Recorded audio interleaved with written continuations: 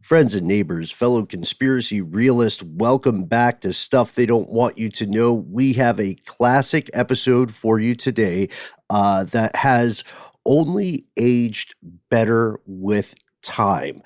You may recall back in 2019, we started talking about the idea of a deep fake. What is a deep fake? Oh, it's a generated version of something that looks real. And it's strange how even since 2019, the way we talk about this concept and even the vocabulary that we use surrounding it has it's changed completely. It's been altered by artificial intelligence and the way we talk about that thing. Mm-hmm. Mm-hmm. But it's just a fake thing, right? It looks like Matt, but it's not Matt. Yeah, photographs have been faked since the invention of photography, which we talk about there pretty often. And I just, again, we get a lot of messages and people ask me, hey, Ben, are you guys ever going to successfully predict a good or a positive thing? We hope so, but we were right about a lot of evil things, and deepfakes are one of them. It was really interesting to listen back to this episode together and to realize just, despite your point about nomenclature, to realize just how disturbingly accurate a lot of this was. Yeah, so let's get into it. We assure you, these are the real us's having this conversation. From UFOs to psychic powers and government conspiracies, history is riddled with unexplained events.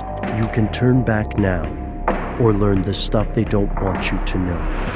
A production of iHeartRadio's How Stuff Works.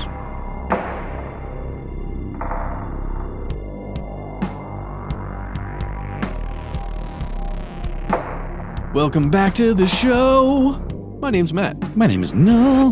They call me Ben. We are joined, as always, with our super producer, Paul Mission Control Deccan. Most importantly, you are here, and that makes this Stuff They Don't Want You to Know as we are barreling toward the end of the year, if, that is, you believe in the current calendar. Yes. Right? I mean, is this the real life? Is this just fantasy? Caught in a whirlwind. No, we're going to do a three-part harmony? No. Well, okay, here, let's start this way. What's the very last thing you watched on video before we recorded today? Like VHS? No, just video. Just any video on any screen. Oh, Ooh, I can't really remember, but right now I'm feeling lost in the woods. All right. Is that another Queen reference? That's a reference for all the parents out there who've watched Frozen 2. Oh, was that the song that actually held up? I liked it. People were saying that the music was a little lackluster. I'm sorry. When I get older, everything is going to make sense. That is performed by Josh Gad is one of the best songs written this year. Who's Josh Gad? He plays the little snowman Olaf? named Olaf. Yeah. Oh, Yeah. okay. So you saw that. Which is entirely a deep fake, basically. It's CGI, it's Right? like nothing real going on there. I watched The Irishman, which is an interesting thing to bring up when we're talking about today's topic, because it uses anti-aging, de-aging technology, which is sort of a hybrid of like video and CGI to make the actors look younger in the earlier parts of the film where they're their younger selves. The movie takes place over decades, and it still has a little bit of that Uncanny Valley kind of vibe. It looks a little just too perfect, almost like a cutscene from a Final Fantasy game or something like that. But you eventually stop noticing it. So that was the last. I've been watching that. I had to watch it in 2 sittings. It's quite long. Wow. I know Scorsese would not approve. I watched The Irishman on the recommendation of our own Paul Mission Control Deccan, who has fantastic, impeccable taste in film and also has a film of his own out, available now on Amazon Prime. You okay with me plugging that, Paul? It's called Annie, Get Your Gun. There are some people here at the apartment complex, and they mean business. It does take place in the city. Annie is involved. Annie in the city. Do check it out. Astute listeners will notice some cameos from some of our podcast cohort. And Especially Ben. Well, I think my favorite turn is probably one of our super producers, Chandler Mays. He's really the scene stealer for me. So check it out. Tell us what you think. And we can assure you to the best of our ability that the people who appear to be on screen saying and doing things are actually on screen saying and doing things. This is not a revolutionary thought. For centuries, people used to say, seeing is believing. And this meant that while people could make up anything in conversation or writing, actually witnessing something with your own eyes presented inarguable proof of an event. This began to change with the rise of photography. Photographs could be faked. During the heyday of spiritualism in the West, it was very common for mediums or people purporting to be mediums to fake photographs, right? Ye old double exposure. Right, which was an unfamiliar alien technology to the casual observer. We cannot blame people for believing that. They saw it with their own eyes. They were unaware of the trickery that could or could not be involved. And then things escalate further with the dawn of moving pictures. That's when directors, filmmakers, and other industry professionals begin working assiduously to make the unreal seem real. For fantasy's sake. For fantasy's sake, yes, exactly, Matt. To bring the fantasies of the human mind to life of a sort on screen. Our species also quickly realized the power inherent in film, and at times history has hinged on specific images or even just bits of video. So today's question, what happens in a world where seeing is no longer believing? What happens when the line between film fiction and film fact blur? Let's start with some of the most immediately important video in the world, the news. Here are the facts.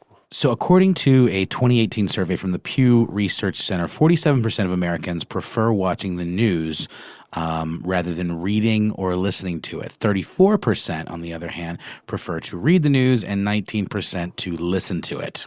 And of those people who prefer their news on video, most of them still really want to watch it on a big screen, on maybe not a huge screen, but a bigger screen like a television, rather than internet video, maybe on your phone or on your computer.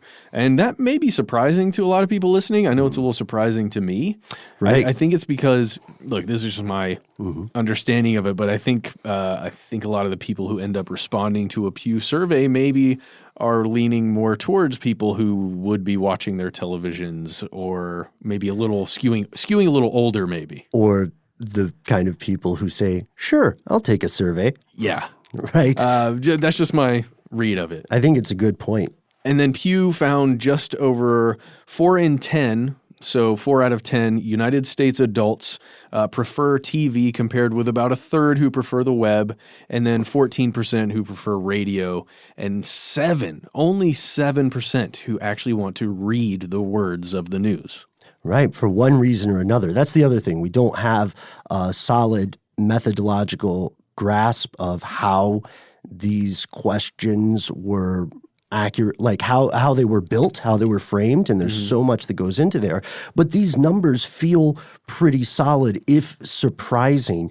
I think it's safe to say that the four of us recording, obviously, longtime listeners, you know this, we don't just go home and turn on CNN, Fox, or MSNBC or something. We get to the edges of stuff. We look into the weird things. And, generally, just really quickly, maybe we do a quick poll here. Generally, if I'm consuming the news, it is through a written article. What about you guys? Yeah, I typically read stuff because of the way we research for the show and other shows. It tends to be kind of our bread and butter. Occasionally watch documentary, read parts of books. We don't always have the luxury of reading, an entire book for one podcast episode, but definitely excerpts and chapters. And then occasionally stuff like YouTube videos, which tend to sort of show you where the kind of internet culture or the zeitgeist is coming down on one side or the other of an issue. I think I would watch television more often if there were more, if there was a larger degree of variance in the narratives and stories presented, here in the West at least. So people like me naturally end up watching things on the internet because that's the easiest way to get opposing viewpoints, right? You want to see Xinhua or Al Jazeera or RT, all of which are imperfect, then you probably are not going to see that in your basic Comcast package, right? Yeah. So the majority of Americans don't prefer online video just yet, even though, I think a lot of us listening, because we listen to podcasts, are already all up on the internet for video content, for news, right? And for, honestly, audio podcasts about the news, like The Daily or Which the is great. Zeitgeist. Yeah. I mean, they're Daily Zeitgeist. There's all kinds of shows out there that will give you what you need in an audio way. The Economist, BBC Global News, etc. And this makes sense for us, but even if the majority of Americans or the largest swath of Americans don't prefer online video just yet, at least for the news, there's no arguing that the internet has made a massive impact on video technology and filming in general. And we're in the midst of this evolution as we speak. It is an evolution at a very fast cadence. The earliest and the earlier film technology, and you guys and Paul know this very, very well, like the earliest stuff was super expensive, highly specialized. It was cantankerous and it broke a lot. Add to that, distribution channels for anything filmed were owned by a fairly small number of corporate or state interests. And this meant that whether your film was a sci-fi blockbuster or whether it was just some shameless World War II propaganda, it would go through predictable channels. The same people would shake the same hands to get that to a theater or a screen near you. But the technology continued to evolve. Soon people were able to purchase televisions. And instead of relying on radios, they would be able to put an image with a sound. This played a huge role. Like the first televised presidential debate, you know about this one, right? Nixon and Kennedy? Oh, yeah. Just the difference in their appearances and how much of a difference that made outside of the words they were saying. Exactly. So people listening to the radio, regardless of political party, thought that Nixon won the debate, and people watching television, regardless of the political party, thought that Kennedy won the debate. So we were able to bring a small version of the big screen to living rooms around the world. And happily ever after, right? Yes. Yeah, well, so then we had the rise of home projectors, VHS, like you had mentioned earlier, Noel, DVD and so on. These allowed viewers more agency. You didn't just have to stick to the programming dictated by your TV channels, your CBSs, your NBCs. Yeah, it's like a rudimentary early version of what we now think of as on-demand consuming of media, which has really changed the game entirely. Right, right. And we're still, segments of the industry are still attempting to keep up with that change. As film technology improved, cost for equipment began to crater. Nowadays, filmmakers don't always have to go to a studio. You don't have to shake the same hands at Warner or whatever. And you could shoot a low-budget movie with technology available and, make VHS copies, let's say, of it and distribute it locally or maybe to stores in a local area. I'm just saying, like, in that time, even before, nowadays, it was possible to escape the studio. Right, right. And this escape from the studio, this exodus from the studio has accelerated the rise of home and internet video commingled, and it led us to the current world, a world in which anyone with a little bit of scratch can purchase tools to make their own video. Right. And not only is it the democratization of creating, it's the democratization of consuming because, anyone can upload a video to the internet for free on YouTube, and you can command your own audience depending on the quality of your work. Well, quality is sort of a loose term there, I guess, but at least in terms of how salacious or how kind of hooky it is and how much it grabs people's attention. You can actually command an audience of scale as a creator with very little overhead. Yeah, with worldwide, virtually instant distribution. Sick. Yeah, so if these filmmakers have an internet connection, they can bypass those antiquated channels of distribution, send their work across the planet. Anyone else with web access can, in theory, Watch it to their heart's content, as much or as little as they wish. But don't feel bad for the old guard. The democratization of AV technology did not lead them to extinction. They evolved as well. Yeah, they had to. I mean, a journalist in, say, Hong Kong now during the protests that we're experiencing can immediately post video and help out those news providers, shedding light on events that might have been otherwise relegated to the shadows. Reporters in Belgium or Bolivia can record political announcements at the Capitol live and stream it to millions of viewers or followers. The president can, before having important meetings with world leaders, decide to talk for 45 minutes because the cameras are live. And other world leaders can be caught doing their own rendition of Mean Girls before significant geopolitical events. Hot mic. All in all, this is impressive stuff, right? Live video has the potential to bring our incredibly litigious and bellicose species a little bit closer together. If everyone can see something happening, plain as day, at the same time, while it's happening, what on earth is there left to argue about? Seeing is believing, right? No. What? But we'll talk about it right after word from our sponsor. This episode of Stuff They Don't Want You to Know is brought to you by ExpressVPN. Recently, over 100 million people had their personal information stolen in a major data breach. We're talking social security numbers, contact details, credit scores, and more, all taken from Capital One customers. Oh, that's me. And that means there's a good chance you were personally affected, folks. These kinds of attacks are getting more frequent and more severe. It's not just Capital One.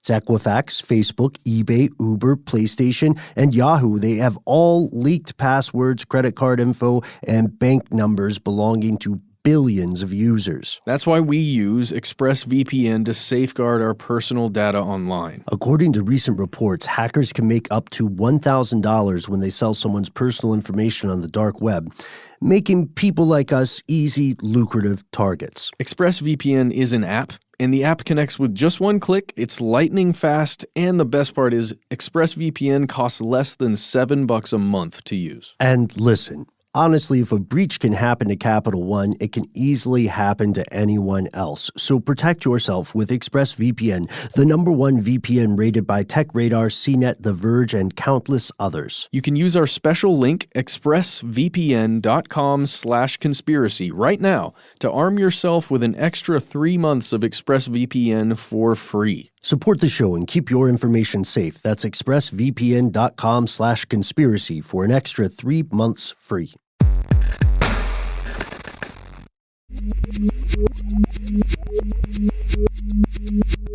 Here's where it gets crazy. Hey, remember when we said that technology, that stuff that lets us do all the things that we like to do, it's still evolving? Remember we talked about that? Well, we're on the precipice of this other thing, this new shift in video technology, and it is not, I don't see good things happening from it. It's going to be, like, amazing for those dank memes, but for everything else, oh boy. Yeah, it's an inherently conspiratorial shift. Today we are talking about the rise of the deep fake, which sounds hyperbolic, but very much is not. What is a deep fake, somebody might be saying? Well, we're glad you asked. Our story starts with a fellow named Ian J. Goodfellow. Assume name. A fellow named Goodfellow. No, I think that's his real name. But while you may not have heard of his name before, and while you may be unfamiliar with the concept of deep fakes, you have almost certainly already encountered some version of Ian Goodfellow's work. He works extensively in areas of what we call machine learning. Anybody who remembers our earlier conversation about machine consciousness with a friend of the show, Damian Patrick Williams, is probably familiar with these edges of science, the bleeding edge of artificial intelligence. Here's what Ian did. Essentially, he taught algorithms to play games with each other, specifically to kind of play game theory, which is still incredibly strange and important. And well, yeah, let's talk about what deep learning is really, because we're talking about machine learning, just essentially teaching versions of artificial intelligence how to learn. And in this case, this is a subfield of machine learning that we're going to talk about called deep learning. And it's fascinating stuff. It's also the stuff of nightmares. It's the stuff of our eventual future, and there's no way around it. But it's the concept of focusing on algorithms that are inspired by the way the human brain functions. And they're called artificial neural networks. And if you're watching the final season of Silicon Valley, you're getting kind of a crash course in that right now as we're recording this, the penultimate episode just came out. But anyway, it's really fascinating stuff. And Goodfellow, our friend Ian J. Goodfellow, actually wrote a book on this subject. Yeah, his book about deep learning is called Deep Learning. Hey, come on. I know. It's like coining it. He's a busy guy. So he explains deep learning this way. He thinks of it in terms of a hierarchy of concepts. And he says having a hierarchy of concepts allows a computer to learn these complicated concepts by building them out of simpler ones, which is what we have spent a lot of time doing and how stuff works, right? This episode even. We do. Kind of, yeah. Because that's how our brains often approach things. We build toward that gestalt. So he says if we draw a graph showing how these concepts are built upon each other, we see that the graph is just visually, it's deep. It has a ton of layers. And he says for this reason, we call this approach to artificial intelligence deep learning. In plain English, what that means is that we, as a species, have programs that can work more and more like an organic brain. An artificial neural network is meant to function more and more like a brain. And he has one very well-known invention. This is the engine behind his work that you have already seen, even if you've never heard of a deep fake, you've never heard of Ian Goodfellow, and you've never heard of machine or deep learning. That's right. And it's his most well-known innovation. It's something that's called generative adversarial network, or a general adversarial network, or GAN. And GANs enable algorithms to move beyond classifying data into actually generating or creating images. Oh, yes. Now maybe the gears are turning in your mind. Maybe I have seen something like this. Is it like the deep dream kind of stuff? Remember? Like Google's Deep Dream? Right. Yeah. Where it would sort of take a face or an image, and then it would pull things from elsewhere on the internet that it sort of matched up to those textures or, spaces like to fill with other images of, say, like dogs or slugs or what have you. And then people started animating them, and they became these like hellscape kind of psychedelic nightmare images. Very Dali-esque. Yeah, very Dali-esque. Very Escher-y, just like super trippy, really, for lack of a better term. Yeah, you're on the right track there because they are indeed related in terms of the science. Deep Dream makes use of something called a convolutional neural network, or a ConvNet or CNN, which could be a little confusing. So they're very similar approaches at basis. So these generational adversarial networks are trying to trick each other. They can move beyond classifying data into generating or creating data, generating or creating images. So these two networks, these two generative adversarial networks, they attempt to fool each other into thinking that a given image is real, and using as little as one image from that back and forth between what's called the generative and the discriminative sides of this thing. Just using one image, they can create a video clip of a person. So they can animate a picture, and they also can you can also take it a step further and have that animation speaking in what sounds like that person or that image's voice.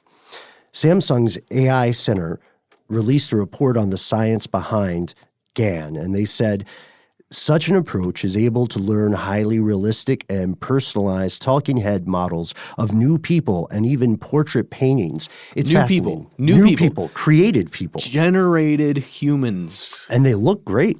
They really do. I'll say it. Some of them are attractive. If you didn't know and you just saw a picture of of one of these generated images on your dating app of choice, Yeah.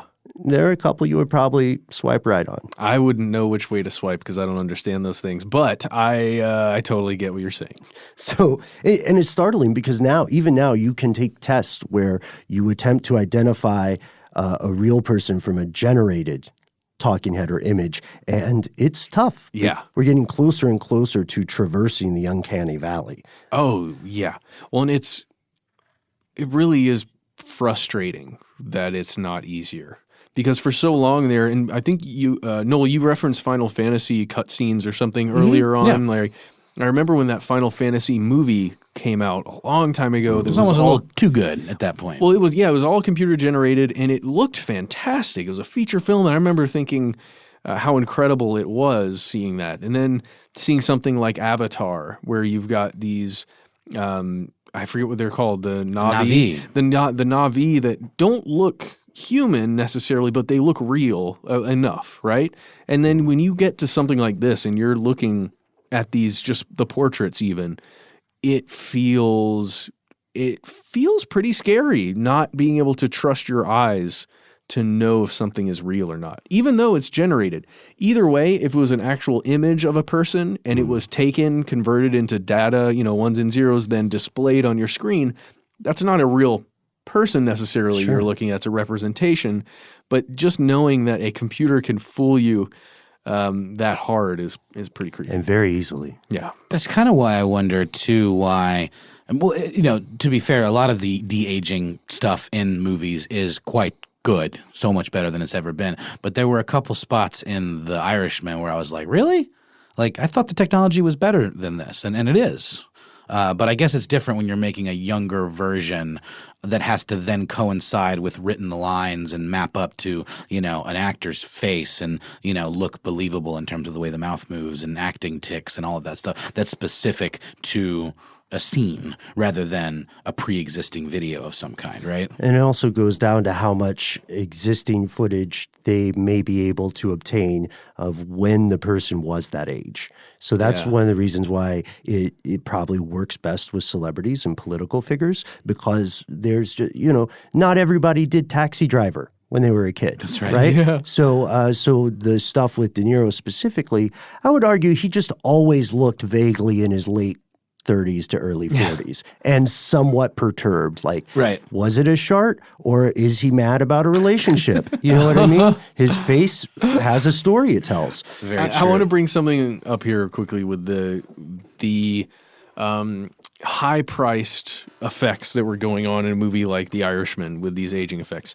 These are designed to be displayed in the highest resolution possible. So you're talking 4K, 1080p, something like that. It's designed to do that, right? It's on a streaming service. They don't know what you're going to play it on, what screen, but it's got to be high res, right?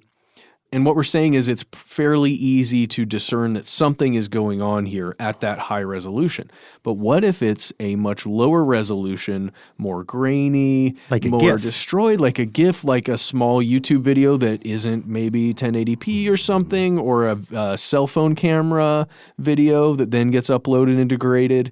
It changes our ability to discern some of these things. And we'll get to this, but again, all of this comes down to these algorithms, which, as it turns out, require an insane amount of computing power.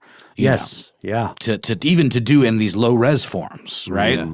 For now, at least. That's exactly right. So think of it this way. Now, without too much of a hassle, as you are listening to today's episode, you can get this technology online. You can create videos that are nearly impossible to identify as quote-unquote fake.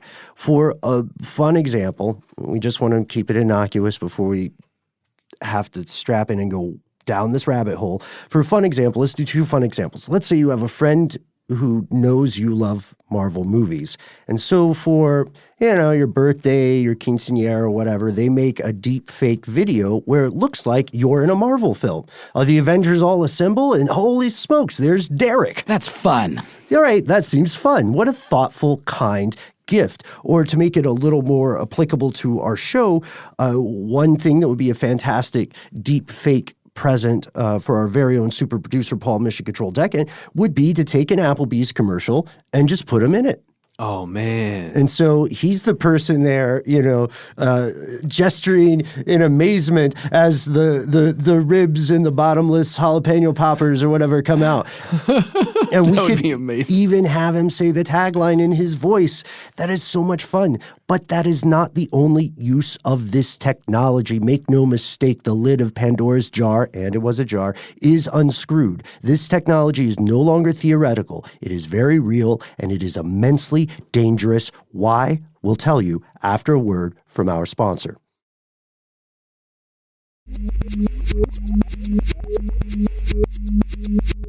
Psych, we're not going to tell you. It's not even us. What, you thought this was conspiracy stuff? We're just your car talking to you. This is my real voice. I'm Robert De Niro.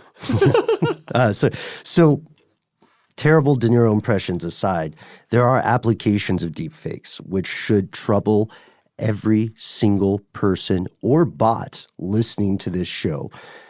I did not initially think of the first application, which was dumb and naive of me. Apparently, one of the first things people tried to do when GAN technology got out of its research R&D hidey hole was to apply it to pornography. And pornography drives a lot of technology. I mean, arguably, there's a very good case to be made that the reason VHS won out over Betamax was because the porn studios went with VHS. Yeah, I don't want to be crass or give too much away here, but I do remember far before this technology was available, when photoshopping was really the only option, there were sites, I want to say early on in the internet, where it was just sites dedicated to celebrity pornography, where it was just photoshopped images on purpose. That would be pretty crazy applying it to video with this new technology. Yikes. Black Mirror-esque, right? Like, imagine you are a creep with a crush on someone. It could be a colleague, a classmate, a celebrity. You know what? It could be an historical figure. Maybe King Tut just really does it for you for some reason. Why the actual King Tut. The actual one. We know what the guy actually looks like now. And Not Steve Martin. Not Steve Martin. He's one of the best banjo players in the world. And he really does do it for me, at least. But in this case... So let's Steve Martin example then, Matt. Now, there's nothing wrong with having a crush. It becomes creepy, however, if you use deep fake technology and put Steve Martin's face on the face of someone in a pornographic video, especially when the video will genuinely look real and it will sound like them. This is not science fiction. This is the idea behind a website with the immensely creative name Deep Nudes. Oh, boy. Deep Nudes did exactly what we just described here. Luckily, the founder eventually canceled the site's launch, and they had a public statement about it. Yeah, and the founder actually eventually canceled launching the site, noting that, quote, the probability that people will misuse it is too high. Oh, I never would have thought that. What? Huh? Somebody's gonna misuse this? There's a great Mitchell and Webb sketch about like an evil scientist where he's like, I built the ultraviolence laser to save the world, not destroy it.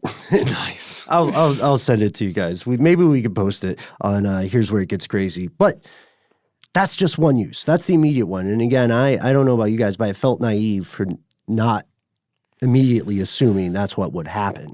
I think it's pretty obvious. It's just, hey, cheers, guys, for not always thinking about pornography. I guess so, yeah. It just felt awkward when I was talking to some contacts about this off air, and they looked at me like I was from, a different universe or time period when they said, I'm like, yeah, porn. I said, Ben, that's why people have technology, is to get better porn. Yeah. Which I don't know whether that's completely true, but it was a weird night. There's another use of deepfakes that is more apparent and has the potential. So like this fake pornography or this fake rendition of people in these intimate times, it can ruin an individual's life. Yeah, it could right? be blackmail. And it could be blackmail.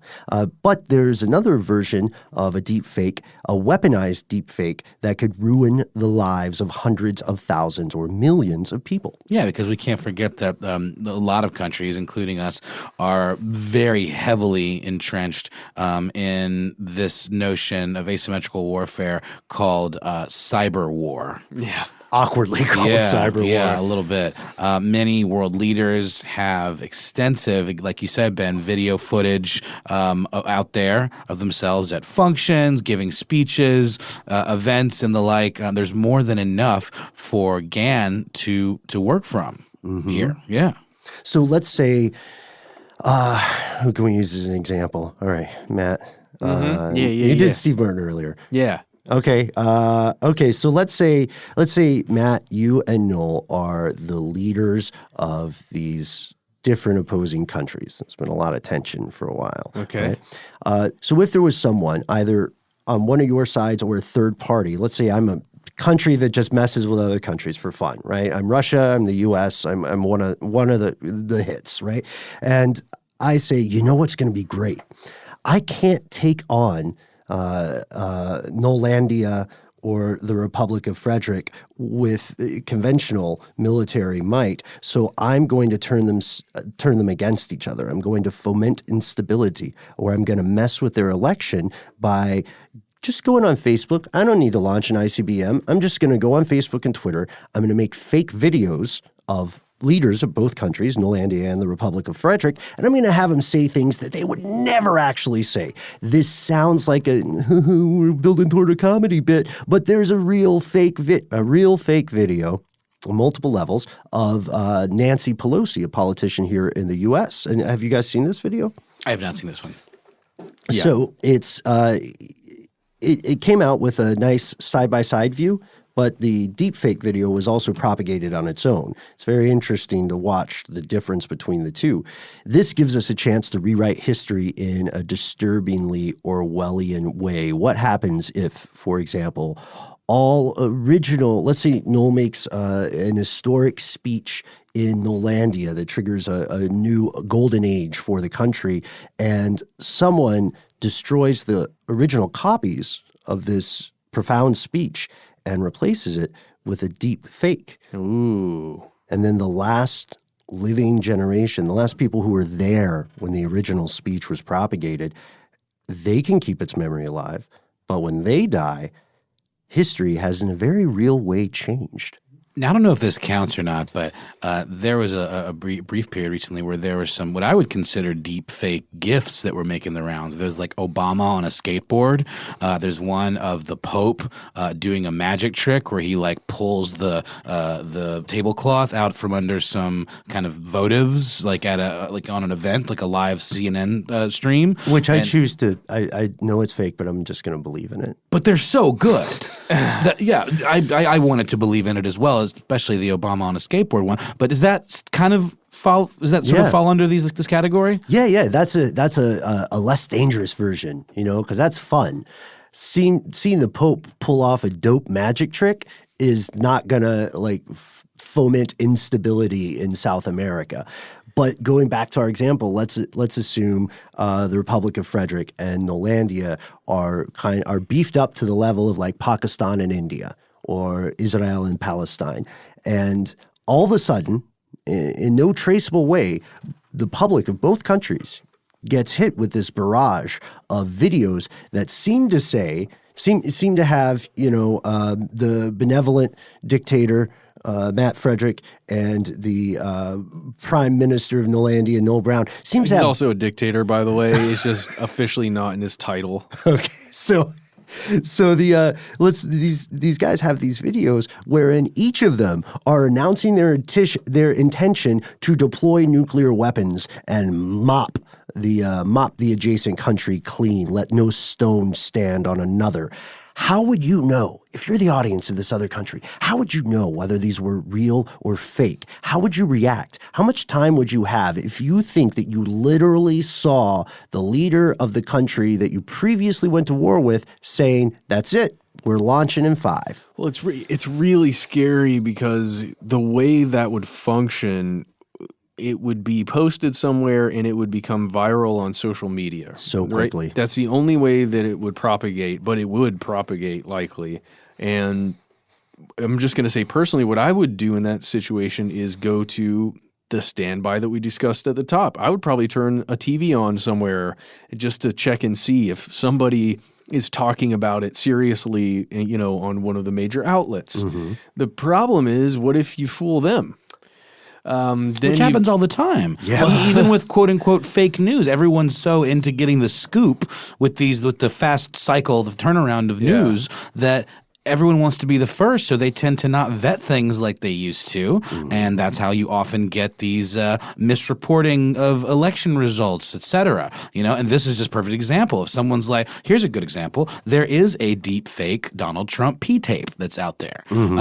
What if that had been pushed out, by, let's say, a network opposing the Trump administration? That didn't happen. Now that we know a little bit more about deep fakes being a thing, maybe there's some caution. No one wants to be the news agency that does that. But with a inflammatory enough thing, maybe you don't have time to think about it. Well, see, here's what I wanted to bring up. In the examples we're talking about with a speech or something that exists, so in theory you would take the base level video of the speech and maybe that audio, then you'd manipulate the audio and then the face, right? Or something to where the words being spoken are different on that video.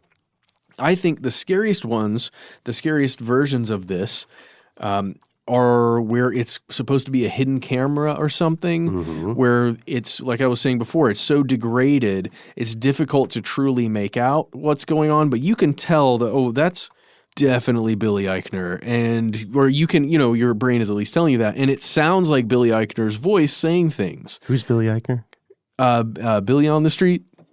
He's a comedian. He was in Parks and Rec. He's the really wound up guy from Eagleton that ends up working in The Office when they combine. I'm so glad you guys are here. I recognize maybe 3 out of 5. Billy Eichner, he's the guy that accosts people on the street with a microphone and just yells celebrity names at them and stuff.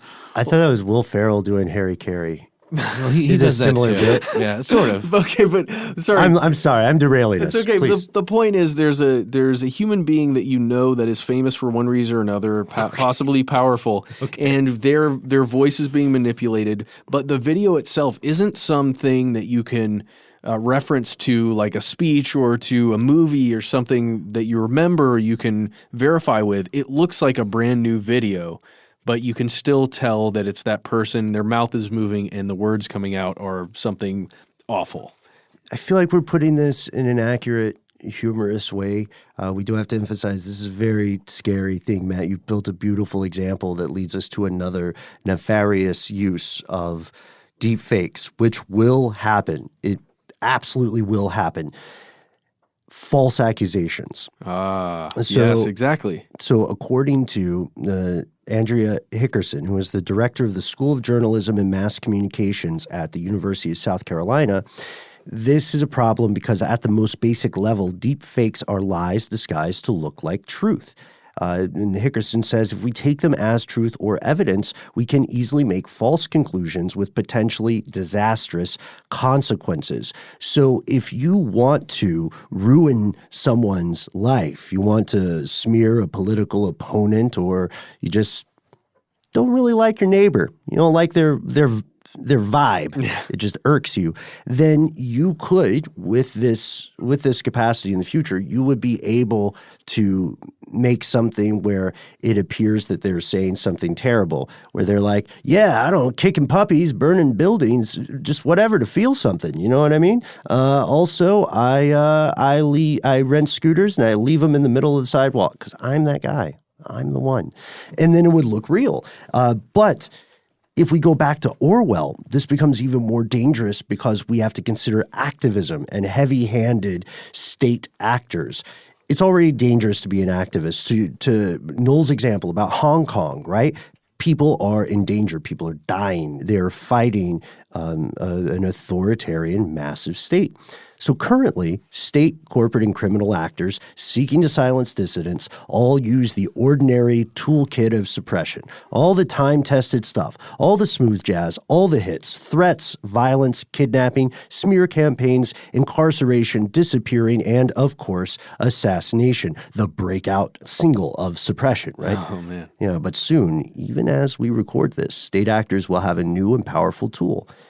If, for instance, you are protesting something and you are the leader, the face of activism in, say, Hong Kong or one of the many other places around the world where protests are active, the authorities or the opposition would be able to make videos in which you are on camera disagreeing with the status quo, saying, hey, they were right all along. I had a change of heart, and I want to confess that my motives were not pure. I was paid by someone else to do this. So I apologize. I'm turning myself in.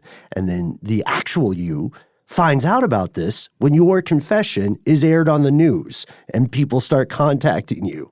Yeah, that is an intense, hypothetical currently situation. It's going to happen. I know. I know. Right now, it's just, it is possible. Well, that leads us to a lot of things that need to happen or potentially are going to happen. And I want to lead with this.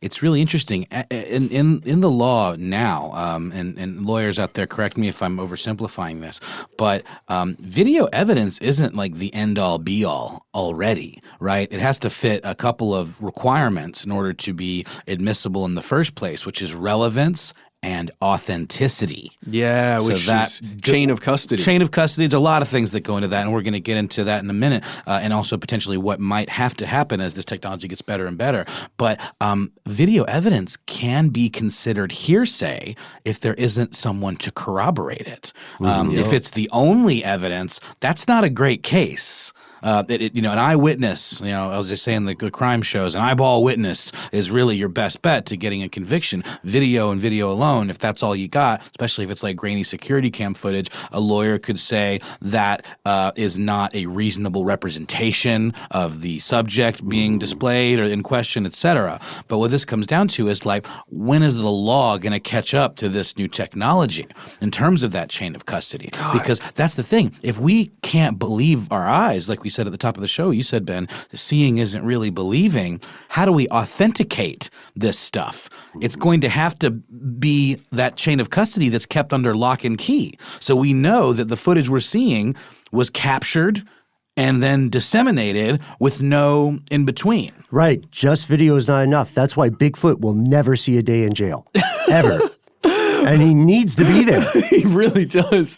But, here's the other thing. We can't trust our memories either. We're talking about in court, video without corroboration from a witness doesn't work. And the witness is the best way, the eyewitness. But the eyewitness is very unreliable. It's perhaps the most unreliable thing that exists as far as evidence goes. Mm-hmm. So what the heck do we trust when it comes to evidence of something that actually happened? The approach is one of accretion, of aggregation, right? You have to have multiple, like Noel said, you got to have multiple things so you can triangulate a little bit, say, yeah, memory's imperfect. We can't trust video alone, but we have video and we have a witness. And then maybe we have some other forensic evidence like a gun, casings of spent shells were found and they match the gun. I completely agree. And you're right. It's just what worries me is that what is stopping, let's say, world leaders and powerful people who do wrong things where an actual video is taken, maybe a surveillance cam video is taken of some wrongdoing occurring. Let's say as high as an assassination, as something as dire as that, occurs on camera, but there are no witnesses. But for sure on camera, there is a world leader shooting somebody in the head. What is stopping them from saying, oh, well, that's a deep fake video, obviously? Exactly. I'm so glad you said that because that's the other side of the coin, right? If you are caught on video doing something despicable, doing something illegal, whatever, you can just say, I have enemies. This was a deep fake. My ex hates me, or I am doing work for, I don't know, whatever, a union or something, or an NGO. So there's not a very good way to refute that other than having to resort to as much other corroborating evidence as you can. And then again, you have to rely on, like you said, those eyeball witnesses whose memories at times can be very financially motivated. Wow. So in the end, we're relying on law, which is such an old concept. Right. I think this is where you were going, Nolan. I know this is something we've talked about on this show so often because it's so important. Technology will always outpace legislation. If we finally get around to making a law about something, the horse has already left the barn. The detainee has already pulled the black hood off and is well on their way to international waters. Oh, jeez. In the summer of 2019, the U.S. House of Representatives Intelligence Committee sent a letter. They didn't pass anything. They sent a letter to the big socials, Twitter, Facebook, Google, asking them how these sites planned to fight against deep fakes, particularly in the 2020 election. And this all came about because, remember, we mentioned that deep fake video of Nancy Pelosi, House Speaker here in the U.S. The current president, President Donald Trump, didn't just co-sign that deepfake video. He retweeted it. Wait a minute. You're saying he wasn't just like saying, hey, watch out for this fake video of my friend Nancy Pelosi? No. He put it out there like he was implying that it was real. Yeah, he's a savage on Twitter, too, as anybody knows on Twitter. As a matter of fact, if you look at his record, he disagrees with himself extensively. Well, it's one of those things where it really shows how convincing these things can be. I think back to, I think we've mentioned it on this show before, but the Jordan Peele deepfake video of President Obama. Oh, yeah. Where it looks like President Barack Obama sitting at a chair in the Oval Office somewhere, and he's just saying weird things, and it sounds pretty close to him. Mm-hmm. But it's actually just Jordan Peele doing a voiceover in the character that he's played before on Key and Peele, and it's pretty disturbing. And I think it speaks to how well Jordan's impression is, or how good his impression is. But it also speaks to this ability of matching that face, turning it into or changing the way the president's mouth is moving to match the words. And if you imagine the technology that is coming out right now, where you can take 5 seconds of any voice recording and then you can recreate that voice saying anything you want it to. Again, this is a small research project coming out of a couple universities, but you could, if you combined that voice changing technology with the face changing and manipulating technology, you get to a point where it will truly be, we will be unable to tell. That's right. And we know that, therefore, there's a ticking time bomb on this, right? So the presidential retweet of that deepfake video is what inspired the House of Representatives to send that letter. But this followed a request from Congress that occurred earlier this year in January, where they asked the DNI, Director of National Intelligence, to give a formal report on deepfake technology. It was basically explain it to us so that we sound like we know what's going on with our constituents. And also, of course, there's more than a little self-preservation involved because these are members of Congress, right? So we know that we have to have legislation involved, but we also know there's a big chance that it's just not going to be enough. It's too easy to do this. It's too convenient. It's too powerful, right? Really quick, in our industry as podcasters, there's an audio equivalent of this that's kind of on the horizon. Frankenbiting's next evolution? Very much so. I found out about this through a third party. I can't name names. I don't think it's technology that's really on the market yet. But literally an algorithm that could sweep through our catalog, me, you, Ben, and Matt, run an algorithm on our catalog, and then you could feed it lines.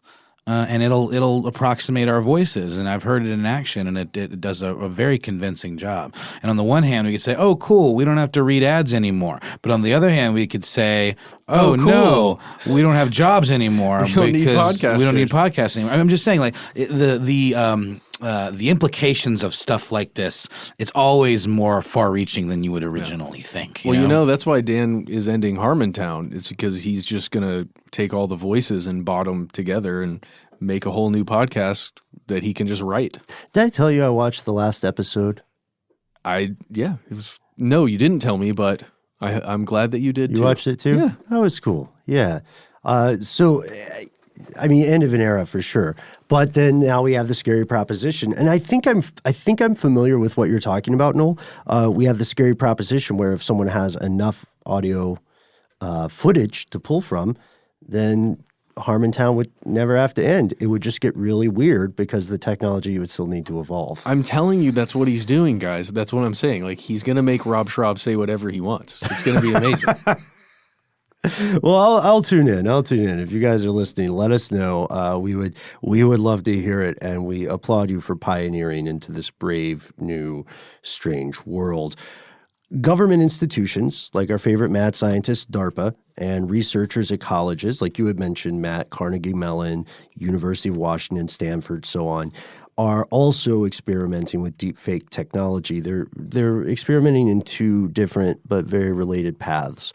One, they want to figure out how to use it, how to make it better. And two, while doing that, they want to figure out how to stop it. So these goals are kind of contradictory unless they build in some kind of equivalent of a governor switch. You know, like for anyone unfamiliar with automobiles, some engines have a specific switch in there that limits the performance of the engine. The governor. Oh. Right. Like in long-distance trucks especially, there's a company, I only know this because I knew a guy that was a long-haul truck driver, and there's a company called Swift that everyone jokes in the industry stands for sure wish I had a fast truck, because they are notorious for putting governors on there that, I mean, I guess it's a calculation you make as a business in terms of the risk, you know, versus like how fast can we get there versus how likely are our drivers going to drive too fast and potentially put themselves at risk and others and, you know, open up for liability and lawsuits. But yeah, that's absolutely a thing. So Bluebird buses would be another great example, and they have their own very interesting story. Bird scooters have digitally triggered governors where like we have an area in town called the Beltline where it geo-targets that area, and when you ride them on our Beltline, which is like almost like the High Line in New York, it's like a walking trail, but you can ride the scooters, it does not allow you to go past a certain speed that you could go past elsewhere in the city. Man, I remember I had one on my 95 Dodge Caravan. Did you really? Topped it out right around 95.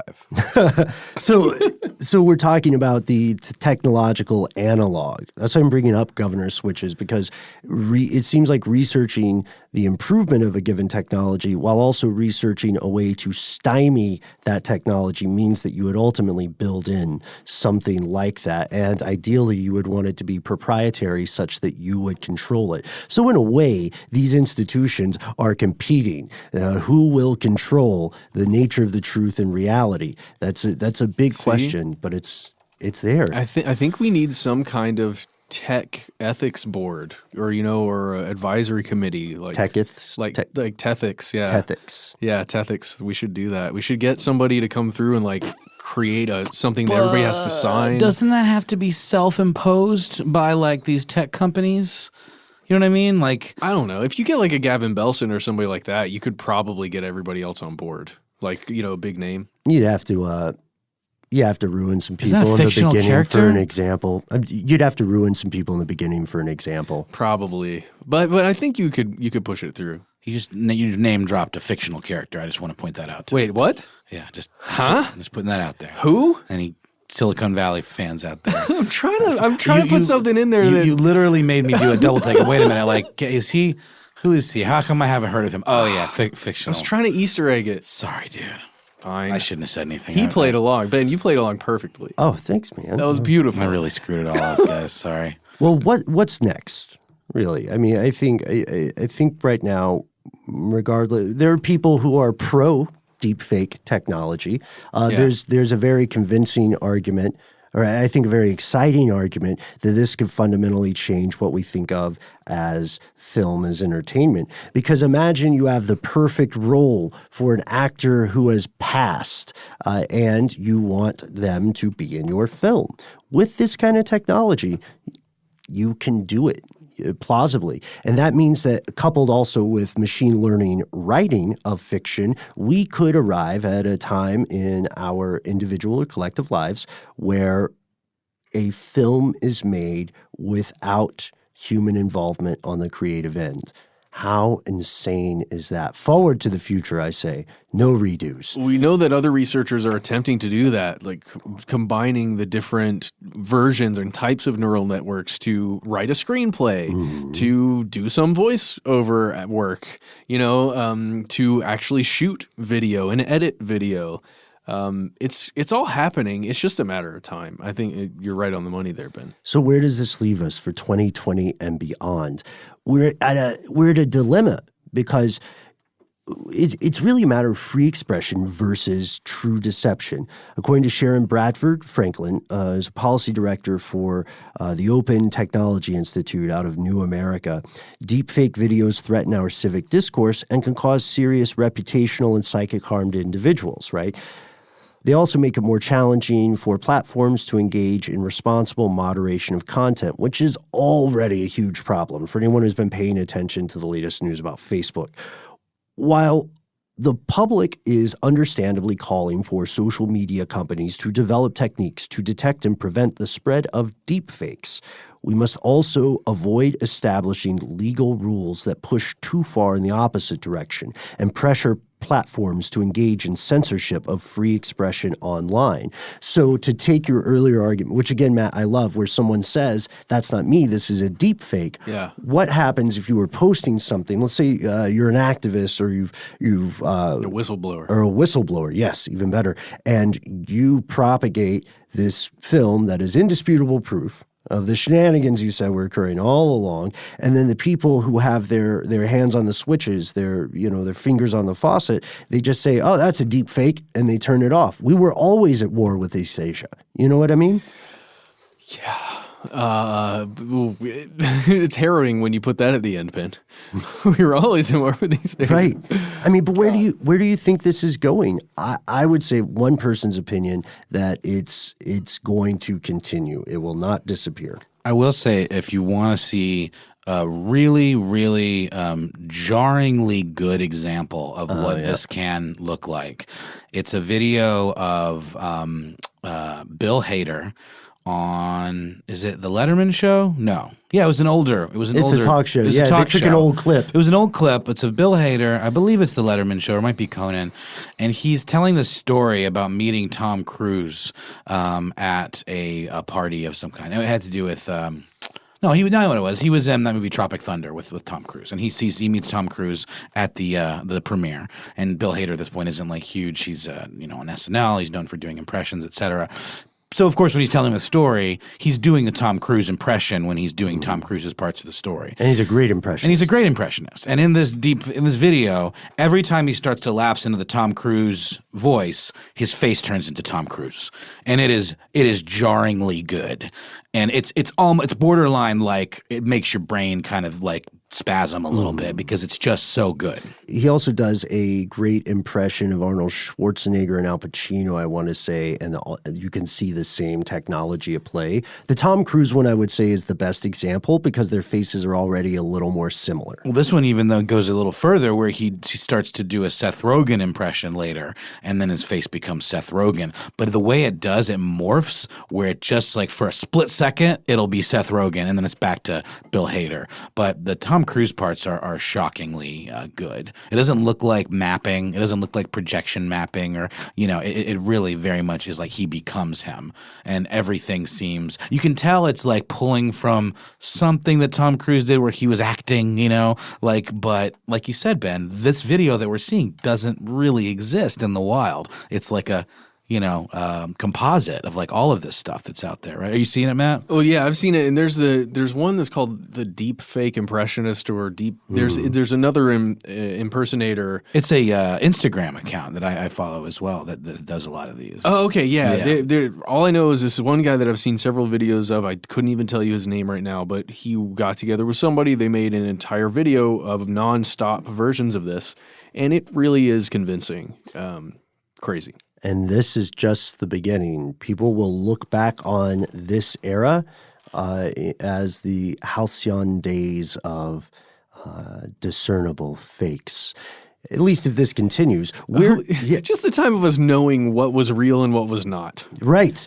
Where do you see this technology going, folks? We want to pass the torch to you. Let us know. And on the way, send us your favorite deep fakes. You can post them on our community page. Here's where it gets crazy on Facebook. You can find us on Instagram. You can find us on Twitter. You can also find every episode we have ever done on our website, stufftheydon'twantyoutoKnow.com. And we don't put this out there enough, but as the holidays are coming around, remember we've got a TeePublic store. So if you want to get some awesome stuff they don't want you to know, mugs, gifts, whatever it is, mouse pads, do it. And look, candidly and upfront, we get a tiny, witty bitty percentage, but you are supporting our show by doing this. And the designs are cool. They are really cool. I genuinely wear my new red stuff they don't want you to know shirt all the time. Guys, Ben's got the old school. Oh, OG. man, that's awesome. The text version. Like a Superman move, right? Look, we feel weird wearing our own thing, so a lot of times we do what Ben's doing. You put something over it, but when you wear it, it's almost like, for me, like having the Superman's thing on, I wear the stuff they don't want you to know signature tighty whities. What? I wear the stuff they don't want you to know Snuggie. Do you actually have underwear? Them custom made, yes. Oh my God. I don't think TeePublic offers it. I had to outsource it. And more importantly, we have a good authority. I don't know if you guys get these texts too, but every time somebody buys something from the store, I get a text from Connell that just says, "One more day." Yeah, I'm not on that chain, but I'd like to get on there. That would be fun. Really, it would really just fuel my my neuroses. Yeah, right. And that's our classic episode for this evening. We can't wait to hear your thoughts. That's right. Let us know what you think. You can reach us at the handle Conspiracy Stuff, where we exist on Facebook, X, and YouTube. On Instagram and TikTok, we're Conspiracy Stuff Show. If you want to call us, dial 1-833-STDWYTK. That's our voicemail system. You've got 3 minutes. Give yourself a cool nickname, and let us know if we can use your name and message on the air. If you got more to say than can fit in that voicemail, why not instead send us a good old-fashioned email? We are the entities that read every single piece of correspondence we receive.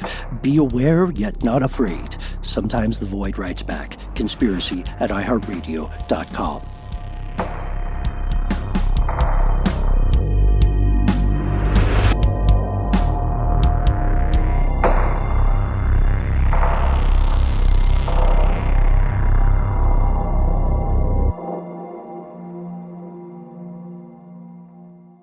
Stuff They Don't Want You to Know is a production of iHeartRadio. For more podcasts from iHeartRadio, visit the iHeartRadio app, Apple Podcasts, or wherever you listen to your favorite shows.